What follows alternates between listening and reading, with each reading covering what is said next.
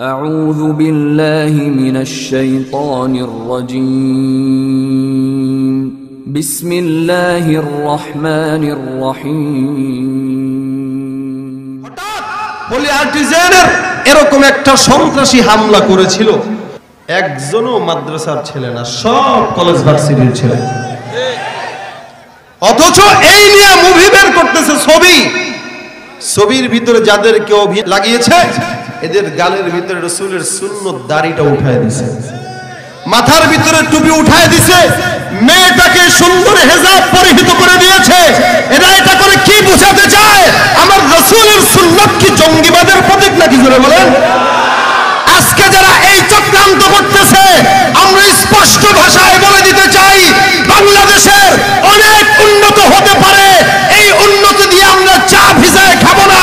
ইমানের যদি উন্নতি না হয়, ইসলামের যদি উন্নতি না হয়, বাংলার জমিনে স্বাধীনতা যুদ্ধের মতো আরেকটা যুদ্ধ ইমানের জন্য কায়েম করতে রাজি আছেন কারা কারা? নারায়ে তাকবীর, নারায়ে তাকবীর।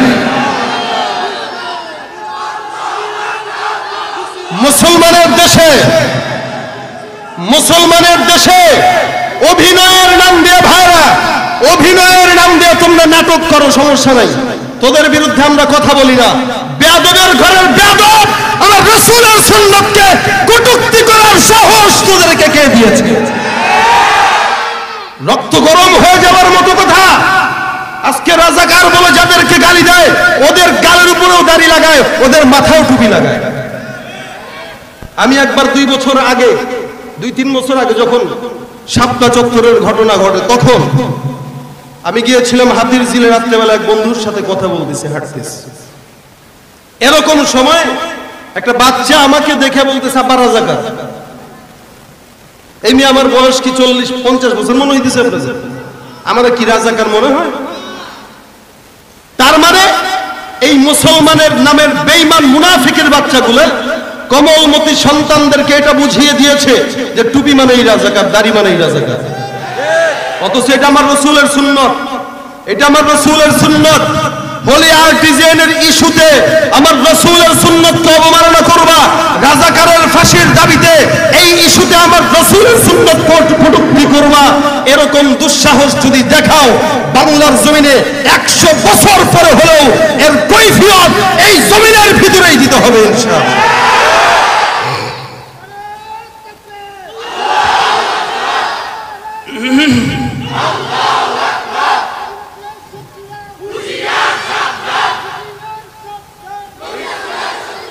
আমরা কারো গোলামি করে চিল্লাই না, মনে রাখেন।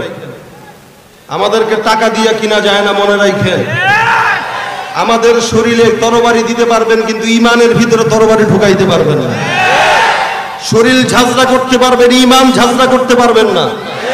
ইসলামের ব্যাপারে কটূক্তি করবে, থাপ্পড় দিয়ে দাঁত ফালায় দেবেন। এই দেশে কলেজ ভার্সিটিতে যারা পড়ে তাদের দিলেও ঈমান আছে। এই দেশে আওয়ামী লীগ যারা করে তাদের দিলেও ঈমান আছে। এই দেশে বিএনপি যারা করে তাদের দিলেও ঈমান আছে। এই দেশে চরমনাই যারা করে তারা আল্লাহর জন্য জীবন দিতে রাজি আছে। এই দেশে যারা তাবলীগের মেহনত করে তারা রাসূলের জন্য জীবন দিতে রাজি আছে।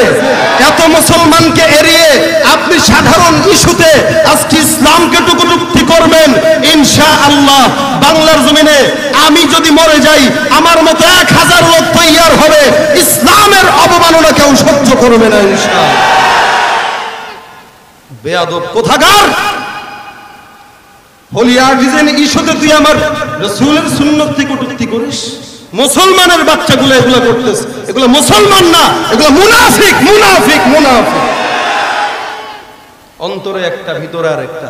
আরে ভয় তো লাগার কথা, যে অভিনয় করতেছে তারও তো ভয় লাগার কথা। হোলি আর্টিজানে একটাও মাদ্রাসার ছেলে ছিল না, দাড়িও নাই এদের, দাড়িও নাই এদের। আজকে দাড়ি এদের মুখে লাগায় বুঝাইতে মেসেজ দিতে চায়, কি মেসেজ দিতে চায়? এটাই তো দিবে যে ইসলাম মানেই সন্ত্রাস। অথচ যদি বেঈমানের বাচ্চাগুলো, আমার নবী যদি তোদের ব্যাপারে বদদোয়া করতো, তোরা এই জমিনে টিকতে পারতি না। আল্লাহ বলেছিলেন, আপনি বলেন তায়েফটাকে উল্টা দেব আমি আল্লাহ। আল্লাহ রাসূল কি বলছিলেন? বুদ্ধিজীবীর বাচ্চাগুলা বুঝোস না, পরশ নাই, কি বলেছেন রাসূল? রাসূল বলেছেন আমি চাই না, কারণ রাসূল সব মানুষ যদি মারা যায় তাহলে আল্লাহকে ডাকবে কি? আল্লাহকে ডাকবে কি? রাসূলের মতো মায়াময় দয়াময় রাসূল আর দুনিয়াতে আসছে। ফেরাউন বাড়াবাড়ি করেছিল, টিকতে পারে নাই।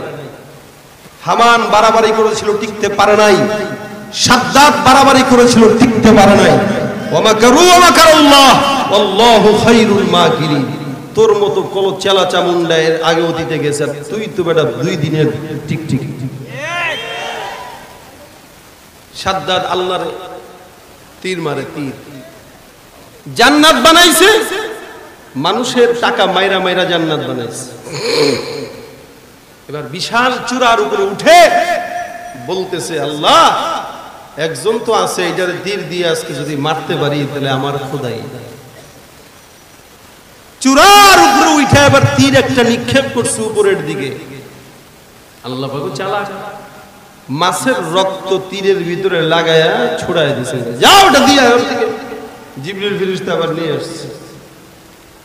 ও দেখে আসমানের রব রে মেরে ফেলাইছে। নাউজুবিল্লাহ বলেন না, আসমানের রব রে মেরে ফেলাইছে।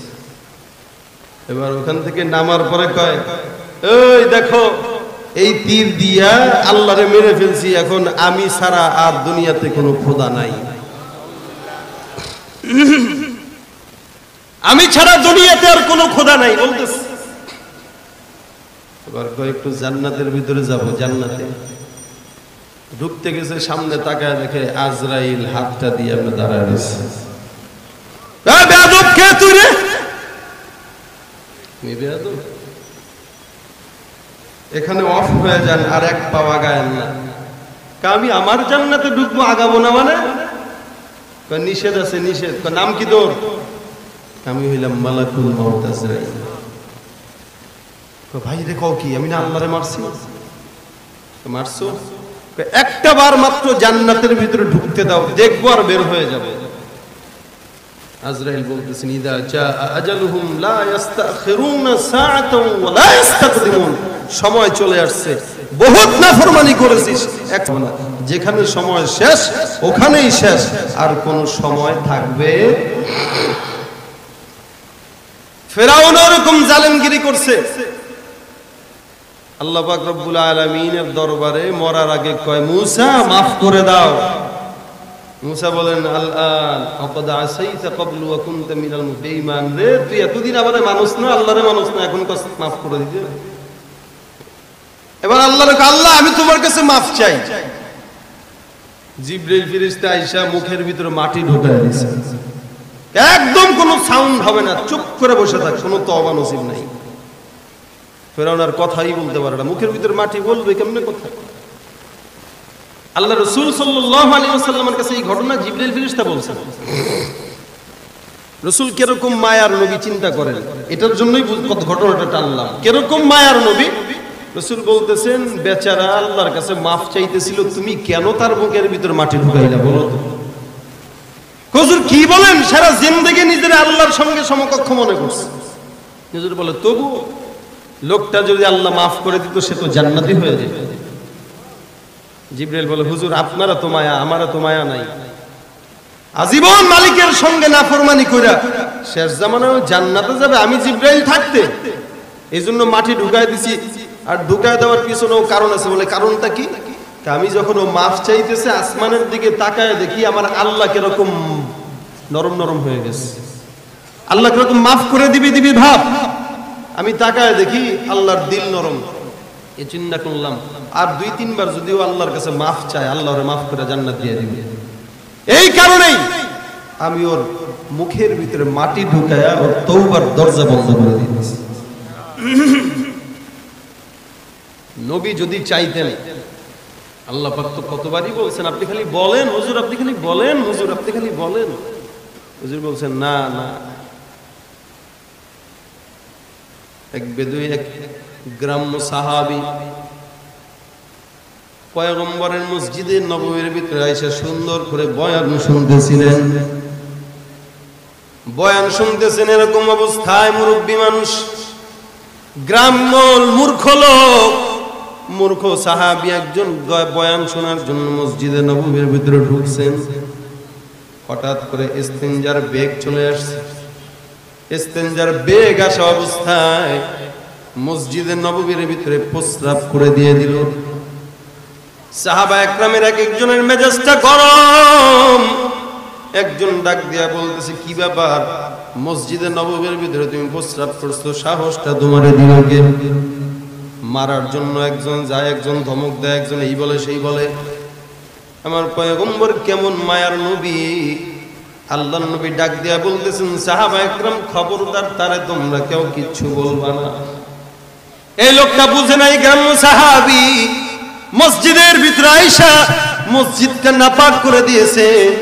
তোমরা 2-3 জন যে বালতি দিয়া পানি নিয়ে মসজিদটা ধুয়ে দাও, আর এই সাহাবীকেও বুঝায় দাও মসজিদটা পবিত্র জায়গা, এই জায়গাটা ইবাদতের জন্য, এটা নাপাকের জন্য না। সাহাবীটা শিখেও যাবে, আবার মসজিদটাও পরিষ্কার হয়ে যাবে। এই কথা পয়গম্বর বলার সঙ্গে সঙ্গে অন্যান্য সাহাবীরা পানি এনে মসজিদটা সুন্দর করে ধুয়ে দিল। এবার তাকায় আল্লাহ রাসূল দেখেন ওই গ্রাম্য সাহাবী দোয়া করে, আল্লাহুম্মা রহামনি ওয়ারহাম মুহাম্মাদা, হে আমার আল্লাহ এই জায়গার ভিতরে আমাকে রহমত করো আর পয়গম্বর মুহাম্মদকে করো রহমত, এছাড়া অন্য কাউকে রহমত করো না। কি রে, এটা কি ধরনের দোয়া করো? আল্লাহর নবী আপনি যদি না থাকতেন এরা তো আমরা তখন মেরেই ফেলব। রাসূল আপনি ছিলেন বলেই তো আমাকে কিচ্ছু বলে নাই। আল্লাহর নবী বলে, হ্যাঁ, আদর্শ দিয়া তোমরা একজন একজনকে বুকে টানো, সন্ত্রাসী কইরা না, ধমক দিয়া না, মারপিট দিয়া না, তার মানে বোঝা গেল ইসলামটা সন্ত্রাসীর ধর্ম।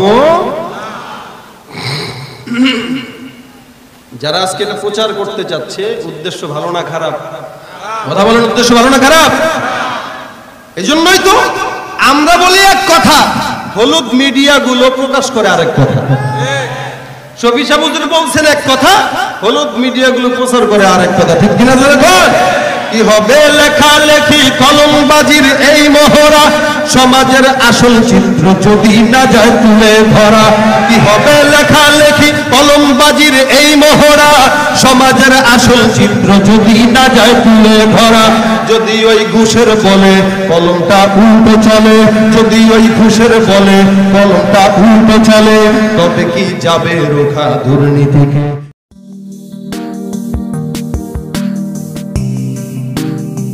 Hey there. Subscribe to my channel. And also press this bell icon, so you never miss any new updates, cause whenever we upload new video you will get a notification on your phone.